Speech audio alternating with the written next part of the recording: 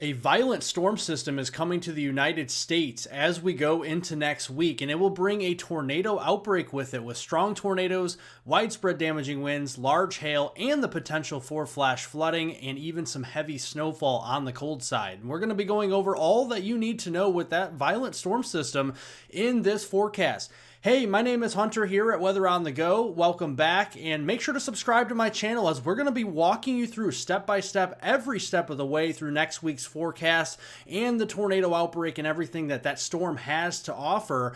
And you can get the latest information here by subscribing to my channel. We're less than 500 subscribers away from 130,000. You can all help me get there by subscribing to the channel here. Like the video, especially if you do find it very informative, and share this video with friends, family, and on social media. I really do appreciate it. Now, first, let's look at the short term, and our temperatures are more spring-like here on your Thursday, February 27th. The orange and the reds, even the whites, those are above to well above normal temperatures, especially where you see the white there. And notice as we go through the day on Friday tomorrow, that will continue across a large chunk of the lower 48 and southwestern Canada. Now, a backdoor cold front could bring a little bit of some colder air to southeastern Canada there from Manitoba into Ontario and Quebec and even parts of the northeast as we end this week, but especially into the weekend. And that is something that we're going to be seeing bringing in some colder air, because we're going to have some strong winds here. A lot of these areas in the Midwest, Great Lakes, and the Northeast are under wind advisories here tomorrow and into Saturday. That is because we're going to have some strong northwest winds gusting over 40, perhaps 50 miles an hour, bringing that cold air in across the east as we go into the weekend. Now, here's the precipitation that we're looking at heading into the late portion of this week, more so into the weekend. We do have some snow over here into northern Maine today that is going to continue to move out. A strong clipper system, and note the tight isobars here, going to be bringing in those strong northwest winds. And even if we're not seeing precipitation in the Twin Cities, Des Moines, or Chicago, we're going to see some very strong winds gusting well over 40, perhaps upwards to 50 miles an hour as we go through the day on Friday. Those wind advisories are in place. And then some snow mainly for the Canadian province of Ontario and Quebec, but also seeing a little bit of snow up there toward Lake Superior, northern Lake Michigan, and areas there near Michigan and northern Wisconsin, otherwise bringing more snow to the northeast as we go into the weekend. They're not really looking at a lot of precipitation with this. Most of it is across the Great Lakes and into the northeast, but do note the dry weather in the middle of the country, kind of calm before the storm this weekend. And we do have a little bit of snow here on the order of about 2 to 4 inches that could fall from Saskatchewan down into central and southern Manitoba, southern portions of Ontario and Quebec, and then parts of the especially upper peninsula there of Michigan, and then interior sections of the northeast, upstate New York, Vermont, New Hampshire, and Maine. That's where we can expect at least a few inches of snow as we go through the weekend.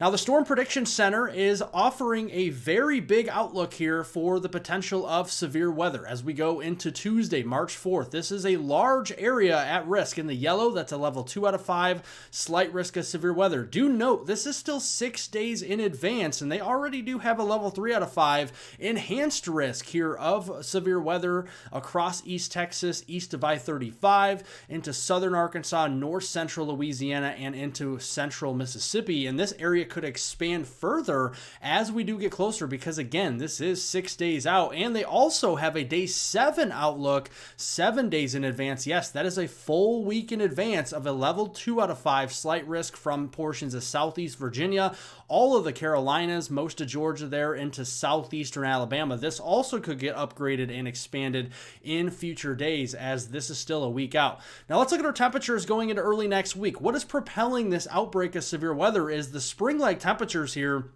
that are really going to be building across the middle of the country Monday, Tuesday, and into Wednesday. But note the colder air starting to build over here in the Four Corners region.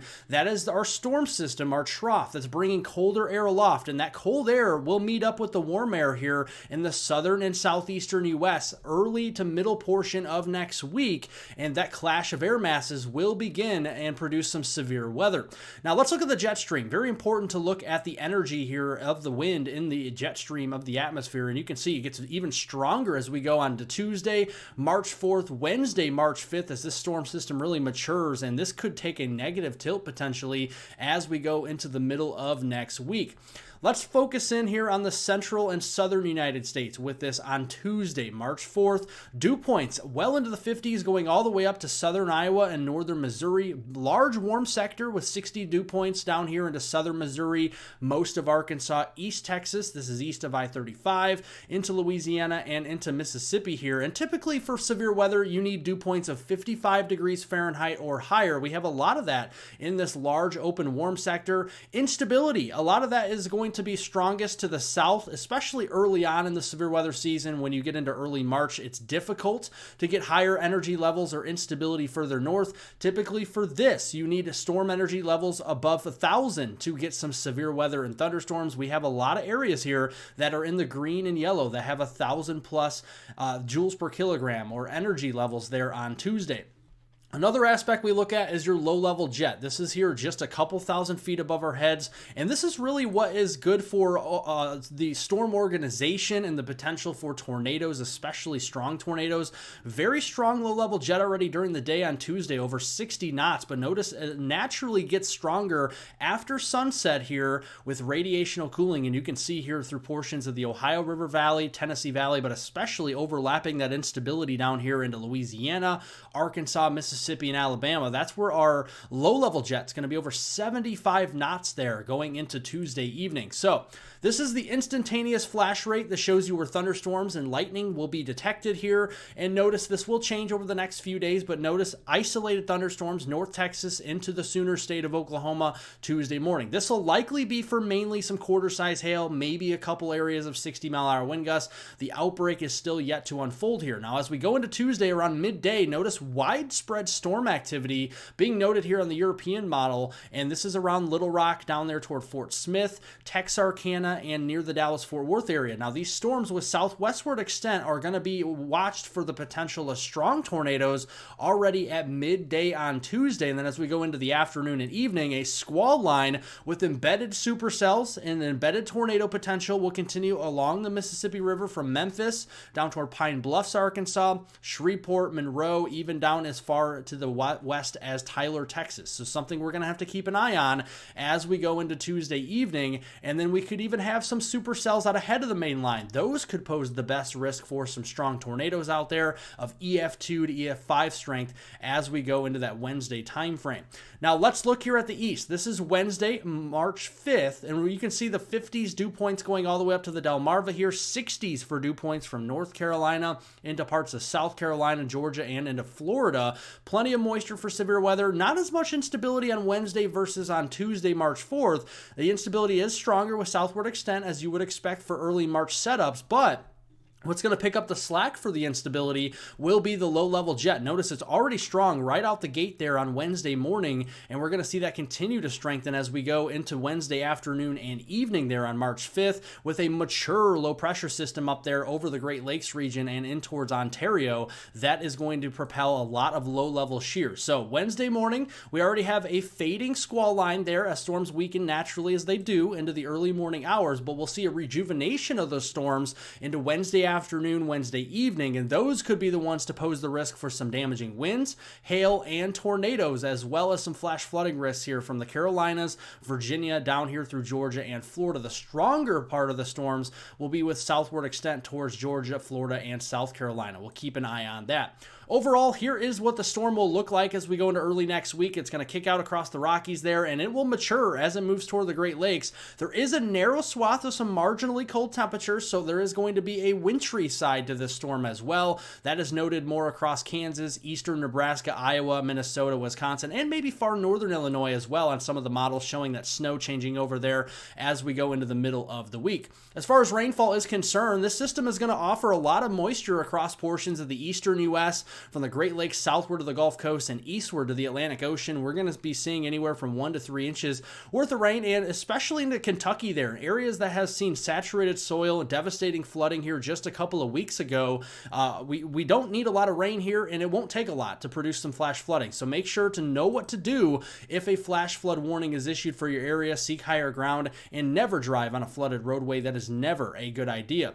Now let's look here at the cold side of the storm. Yes, there's going to be a narrow swath of some post potent snow here. The European model showing snow more into Wisconsin, like central southern Wisconsin into eastern Iowa there, and perhaps northwestern Missouri. Heavier snows as the system really matures in southeastern Canada. That's where a foot of snow could fall in southeastern Ontario and southern Quebec, according to the European model. Now, the GFS is similar, but a little further south could bring some snowfall closer to Milwaukee, Rockford, Illinois, Chicago, the Davenport Quad Cities, Cedar Rapids, down here toward Kansas City, even up into northern lower Michigan, and that could be anywhere from a few to several inches of snow and a plowable snow possible there as well. So that is also something we're going to keep an eye on with this storm system as we go into next week. Thank you all for watching. We're going to continue to focus in on this storm system. That's all the weather I have for you today. We're going to have a new video out for you tomorrow to update you on the severe weather prospects and as much snowfall, how much snow we can see with this system in the Midwest, Great Lakes, and southeastern Canada.